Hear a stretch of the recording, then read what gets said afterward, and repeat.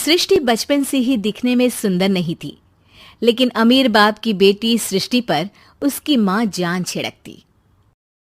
मेरी बेटी कितनी प्यारी है, भगवान सबको सृष्टि जैसी बेटी दे। सृष्टि धीरे धीरे बड़ी होती है। एक दिन सृष्टि की सहेली कहती है, तू दिखने में कितनी अजीब सी है, लेकिन मैं जानती हूँ हम सब में सबसे अच्छी शादी तो तेरी ही होगी। तेरे पापा अमीर जो है। और बता नहीं सकते यार, दहेज तो हर कोई देता है, ये क्या ज्यादा ले जाएगी अपने पति के लिए? अरे बड़े शहर में कोठी है इसके पापा की। अरे पापा की है ना, कौन सी इसकी है? इसकी होती तब तो कोई भी लड़का इससे शादी कर लेता। अरे पापा की मतलब पापा की है तो मेरी ही है ना? किसने कहा?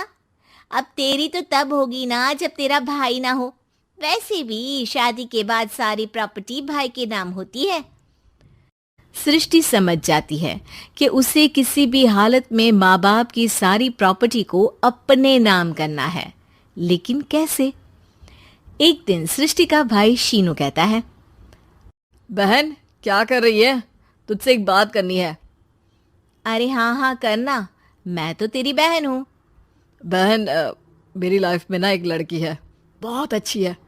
मैं सोच रहा हूँ माँ और पापा से बात करूँ शादी के लिए। सृष्टि को समझ में आ जाता है कि भाई की शादी होते ही भाभी उसे एक दिन भी घर में बर्दाश्त नहीं करेगी। क्या बात है भाई, बताना कौन है वो?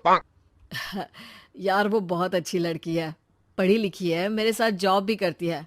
बस एक प्रॉब्लम है। प्रॉब्लम?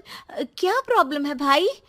यार वो शादीशुदा है, लेकिन उसके पति ने उसे सिर्फ इसलिए छोड़ दिया क्योंकि उसके माँ बाप दहेज नहीं दे पाए। सृष्टि ये सुनकर न जाने क्यों खुश हो जाती है। अरे भाई तो क्या हुआ, लड़की तुझे तो पसंद है ना? शीनू को लगता है कि बहन उसे समझ रही है।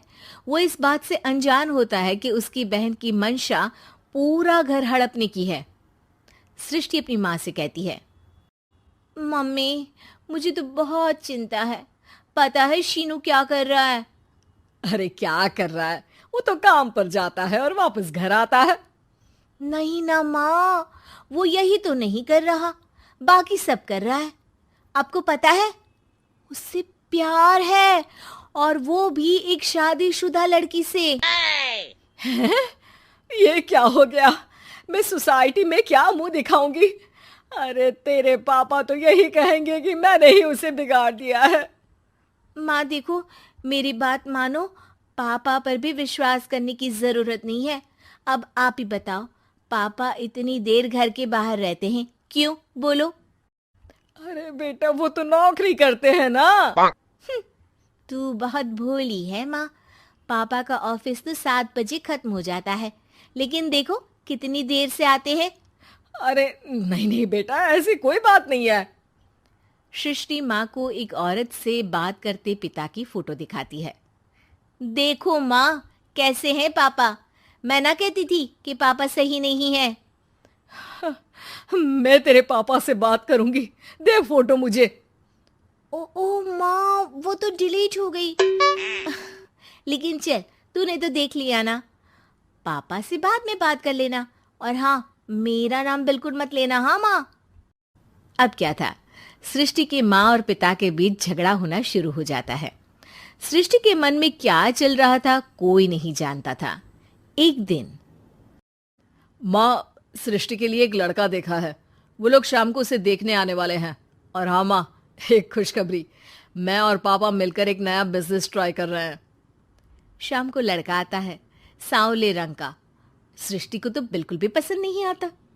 लड़की की माँ कहती है, लड़की का चेहरा तो कोई खास नहीं, लेकिन अगर मेरे बेटे को आप लोग सेटल कर दें तो मैं उसकी शादी आपकी बेटी से करवा दूं। सृष्टि को लड़का बिल्कुल पसंद नहीं था। उसे भाई पर गुस्सा आ जाता है।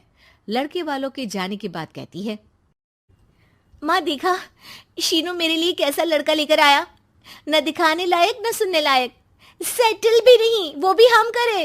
अरे माँ, मैं जानती हूँ ये मेरी शादी किसी भी घर में क्यों करवाना चाहता है। अरे कैसी बात कर रही है बहन? तूने तो देखा ना, लड़के को मैंने ही मना कर दिया तुझसे शादी के लिए। जिसने लड़का बताया था उसने उसकी बहुत तारीफ की थी। बात आई गई हो जाती है, लेकिन सृष्टि का मन शांत नहीं होता। क्या करूं, कुछ समझ में नहीं आ रहा। मेरी शादी हो गई तो ये लोग पूरी प्रॉपर्टी शीनू के नाम कर देंगे, मेरे हाथ तो कुछ लगेगा ही नहीं। तभी सृष्टि को आइडिया आता है। वो किसी वकील को फोन करती है। जी देखिए, अगर आपके मम्मी पापा का तलाक हो जाता है तो आपके पिता की आधी प्रॉपर्टी आपकी माँ के नाम हो जाएगी, फिर उसे वो किसी को भी दे सकती है। सृष्टि अब माँ को बेटे के खिलाफ भरती है। माँ, शीनू पर नजर रखा करो, वो जिस लड़की के प्यार में है ना वो शादीशुदा है। यहाँ आएगी, सारा पैसा रुपया जमीन जायदाद सब हड़प लेगी। पापा का भी हाल तुमसे छुपा नहीं है। ऐसा ना हो कि मैं और आप एक दिन सड़क पर भीख मांगे। हे भगवान, मैं तो जीते जी मर जाऊंगी अगर ऐसा हो गया तो। ऐसा हो गया नहीं माँ, ऐसा ही होगा। अभी समय है, आगे का सोच लो। मैं तो कहती हूँ पापा से आधी प्रॉपर्टी लेकर अलग हो जाओ। पापा की आधी प्रॉपर्टी भी हम लोगों को अगर मिल जाती है ना तो अगले 7 जन्म सफल समझो। बेचारी माँ बेटी के कहने पर पति से तलाक लेकर अलग हो जाती है। सृष्टि अब पैसों से गाड़ी और अपने दूसरे महंगे शौक पूरे करने लगी। उसके दोस्त भी उसके पैसे इस्तेमाल करते। सृष्टि, कल तुम कहाँ थी? मैं सारा दिन घर पर अकेली थी। तो मैं क्या करूं? मैंने ठेका तो नहीं लिया है ना तुम्हें संभालने का। माँ को सृष्टि से ये उम्मीद नहीं थी। वो बैठकर रोने लगती है। वहीं उसका पति यानी कि सृष्टि के पिता आ जाते हैं। मैं जानता था कि तुम्हारा यही हाल होगा, तो आपने मुझे रोका क्यों नहीं? मैं रोकता तो तुम रुकती क्या? सृष्टि के कहने पर तुमने मुझ पर अपने बेटे पर शक किया, लेकिन तुम ये भूल गई कि कैसे हम दोनों ने मिलकर जीवन में इतना सब खड़ा किया। माँ पति के गले लग जाती है। मुझे माफ कर दीजिए, मैंने आपकी कमाई का एक बड़ा हिस्सा गवा दिया। कोई बात नहीं, तुम साथ हो तो मैं ऐसी 7 प्रॉपर्टी खड़ी कर दूंगा। तभी वहां सृष्टि आ जाती है रोते हुए। माँ, मयंक ने मुझे छोड़ दिया। वो बोल रहा था जब तक मेरे पास पैसे थे तब तक ही वो मेरे साथ था। पापा, माँ, मुझे माफ कर दीजिए।